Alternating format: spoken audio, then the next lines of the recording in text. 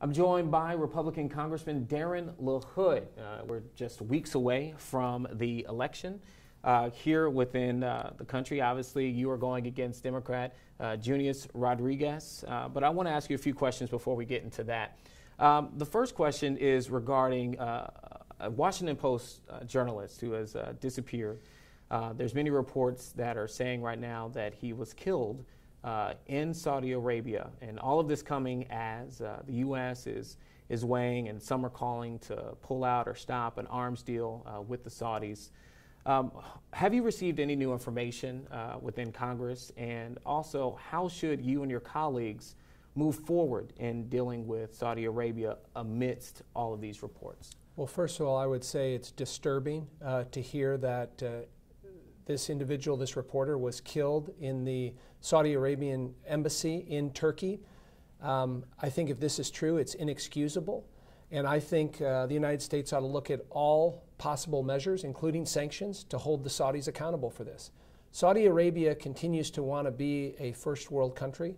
They want to be part of the, a big player in the world. But when you engage in activities like this, where you murder a journalist, an American journalist, again, there is no excuse for that at all. And I think I would call on the president to look at sanctions, to look at holding back military sales, and also look at the possibility of having the king removed from his current position. I think we have to have the strongest forceful message to the world on this issue. All right, sticking with international relations, China. The last time that you and I had a conversation in this space, we were talking about then the potential of a Chinese-U.S. trade war. At that time, if I recall, you said that you agreed that the U.S. needed to be tough on China, but you didn't think that it was going to be beneficial for it to drag out. This is kind of the definition of something dragging out, because since then, more tariffs have been promised on China by the end of the year. Obviously, they're threatening to retaliate. Mm-hmm. Do you see this changing course anytime soon? And at this stage, should the U.S. change course, or are we too deep in this strategy to pull out now? Well, first of all, a long-term trade war is not in the best interest of central or west central Illinois, whether it's our corn and soybeans, whether it's our Caterpillar products or John Deere equipment. So I'm not in favor of a long-term trade war, and I'm generally not in favor of tariffs. Tariffs are taxes. They're taxes on consumers. But the Chinese have been ripping us off for 25 years. They've been ripping us off on our intellectual property, on forced technology transfers. They've been ripping off our military apparatus, and no president for 25 years has been able to hold them accountable. Going back to President Clinton, to President Bush, to President Obama, no one's been able to do anything. So I give the president credit for using tariffs as leverage and a mechanism to hold them accountable. And so I'm willing to give him some flexibility and some discretion to do that. But you got to have the proper balance. In a trade war, it's a chess game, and the pawn in that chess game is agriculture and food. And we can't let this drag out. And so my hope is, and what I've told the administration is, we need to resolve this trade war by the end of the year or going into the first part of next year. Most farmers are going to be okay this harvest season because most of their crops have already been contractually obligated for. But a long-term trade war is not good for us. I would also point out we did reach an agreement on NAFTA with Mexico and Canada, and that's a positive sign. We ought to partner with our other allies, the Europeans, the Mexicans, the Canadians, and go after the Chinese.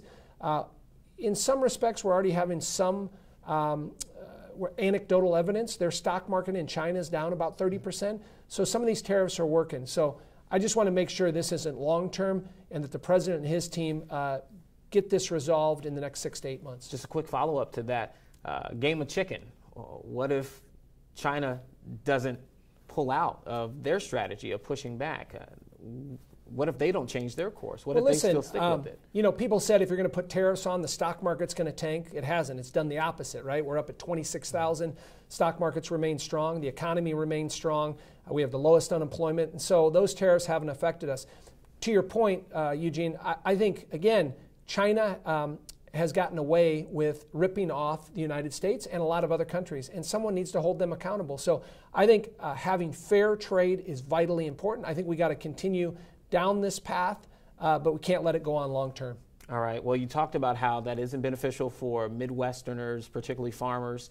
Another thing that farmers have been really keen and keeping their eye on is the Farm Bill. Congress still hasn't been able to figure out, come to an agreement on the Farm Bill. The Senate has, waiting for Congress to figure something out. The deadline is already passed in September.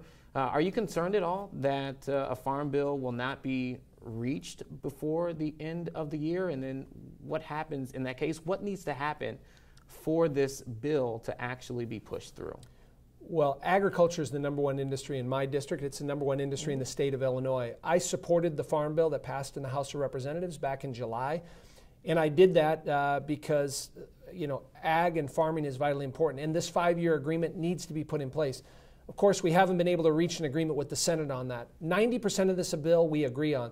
The area we don't agree on is what we've said is with an economy that is going strong, we have 7 million unfilled jobs in this country. Part of the Farm Bill is food stamps or SNAP, Supplemental Nutrition Assistance Program. What we've said is we ought to be moving people off of SNAP, off of food stamps in a growing economy into those jobs that need to be filled. Democrats don't agree with us on this. And so that's really the holdup on this. I'm willing to compromise and look at that, but what we're really talking about is able-bodied working people from the age of 18 to 59 that we're talking about moving off of food stamps. The Democrats don't agree with that. And by the way, the food stamp program has worked well for poor women with children. We keep that in place. Elderly people that can't afford food or people with disabilities. All those remain intact. We're talking about able-bodied working folks, again, from the age of 18 to 59. We think that makes a lot of sense, and that's the biggest holdup now. But when I get back to Washington, D.C., I look forward to working with my colleagues, trying to come to a resolution and get the Farm Bill in place. Do you think that something will get passed? I do. I think that we'll be able to reach an agreement by the end of the year, and we need to. We have a responsibility to do that. All right. Well, I want to kind of talk about national debt now. In this case, there was a report came out, Congressional Budget Office, saying that the national debt has increased, and part of that looks to be connected to tax reform.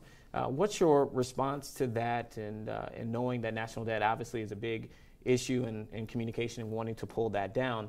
What's your response to that report and looking at the tie with tax reform? Well, we always have to be concerned about the debt. We're close to $21 trillion.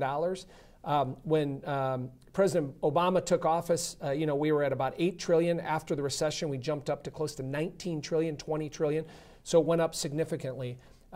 We control the power of the purse in Congress, and the largest spending bill that we had an opportunity to vote on, which was the omnibus budget bill last February, added $1.3 trillion to the national debt. I voted against that bill and took some heat from some of my Republican colleagues and the leadership, but I thought it was the right thing to do. I did not want to add debt to our national debt. About $800 billion of that $1.3 trillion was for defense, but again, I thought that was too much money to spend, and so that was my own vote, but we can't continue to add to the debt. Now, on tax reform, you got to get a growing economy of more people paying taxes to help bring down the debt. We're going to finish at 4% growth in this country because more people are working, people are making more money. That's good. So that trajectory is going to continue to go down, but you got to do both things. You got to control spending in Congress, make the right votes, be fiscally responsible, but also have a strong economy where people are paying more taxes and bringing down that debt. And that's why I supported those tax cuts. They're working. We've brought in more dollars to the federal treasury in the last 6 quarters in this country than we did the previous 4 years. So that's real money. We got to keep that economy going at 5%. If we do that, that will help bring down our debt. All right, I want to talk about you. You are going for re-election here, and you're going against a familiar face in Junius Rodriguez and the Democrat. There's a lot of talk about this blue wave right now. I know even with your colleague Rodney Davis, Mike Pence has come in. I mean, pulling the stops out to make sure that Republicans can maintain and keep office.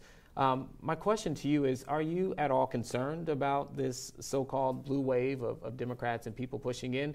And for you in particular, why should voters re-elect you to serve them within Congress? Well, first of all, yes, I take this election very seriously. I don't take anything for granted. I've never done that. If we're fortunate enough to win this November, this will be our 6th election in 3 years, and we've taken every one of those very, very seriously. It's the honor of my professional life to represent this district and the 710,000 people that we do.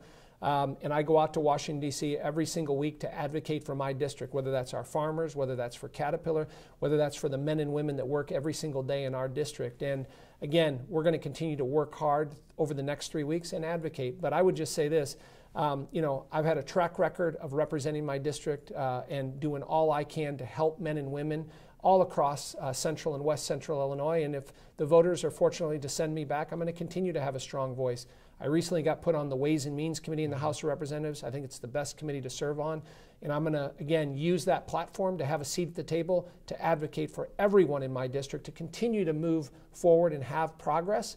And obviously it's up to the voters, but again, I don't take this lightly, and we're going to work for every single vote we can between now and November 6th. All right. Well, Darin Lahood, Congressman Darin Lahood, I appreciate you stopping by, and best of luck to you in November.